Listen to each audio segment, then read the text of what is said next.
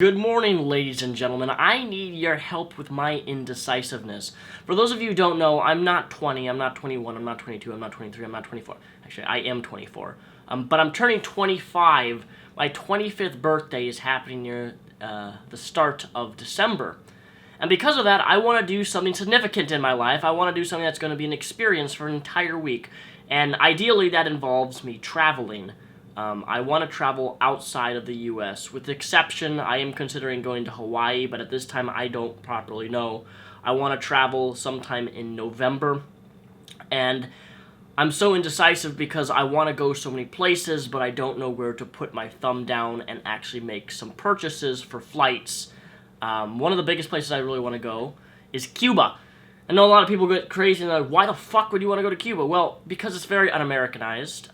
They're Americans, it was just last year Obama lifted the embargo, so now Americans can travel there without a license, and now I guess you can like self-license yourself, and you have to, tourism is still banned in Cuba, but you can go under 12 different other activity reasons, like educational purposes, which I would go there for the educational purposes because it would be a great culture experience. It would be a great time to be in a place that is not heavily Americanized yet, with tons of tourist places. Actually, doesn't even have any tourist places.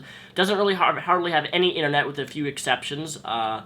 They don't really accept, the currency there is completely different than what we have. It's called the peso. And all the old vintage cars that have been, rebuilt over and over and over and over and over again because they haven't gotten new, cars. So they're driving vintage 1950s and 60s cars that have just been fixed up over the past 40, 50 years. And I really don't want to, I'm willing to go to Cuba, it's just I don't want to do it by myself. I'm adventurous, but to do that completely by myself is way too much. When I went to Japan, I actually stayed.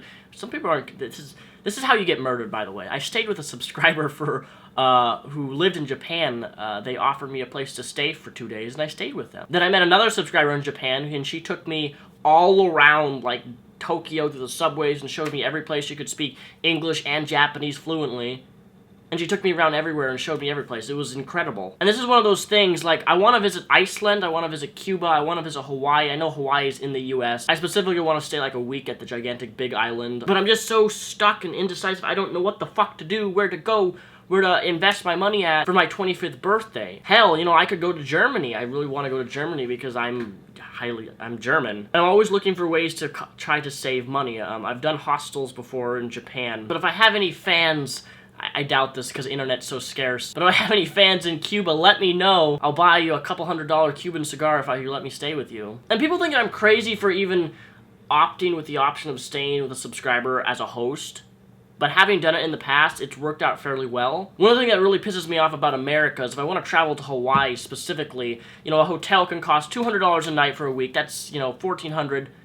And on top of that $1,400 is like $500 in taxes, which blows my mind, because I'm willing to pay, $1,400 for a whole week at some, nice fancy resort, but adding $500 for hotel tax is absolutely, it's doesn't even make me want to visit Hawaii for that main reason. Cuba is extremely cheap, but their currency and credit cards for the most part don't even fucking work. I have to apply for a specific, I think when I go to Cuba, I have to apply for a specific Visa card in Cuba.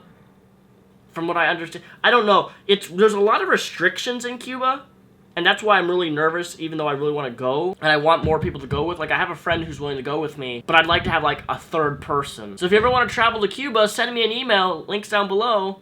This may be your chance. It really just depends on how adventurous you are. I know I'm adventurous. Do you guys have actual recommendations of places I should go for my 25th? I was also looking at Iceland, actually. Iceland is fairly affordable for me to visit.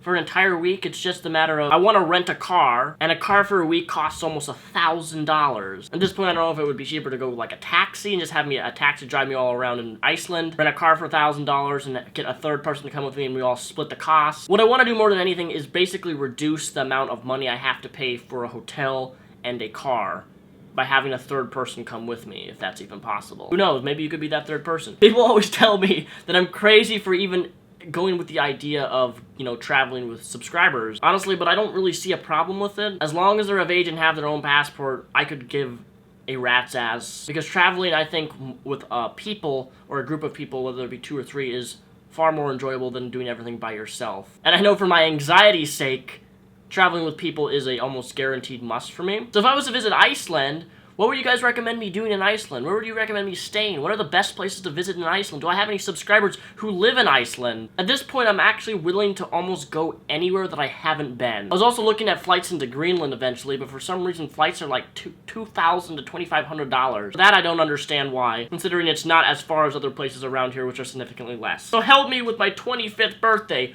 Where should I go? Why should I visit it? And do you want to come on a trip with me? Wow, that sounds so scary.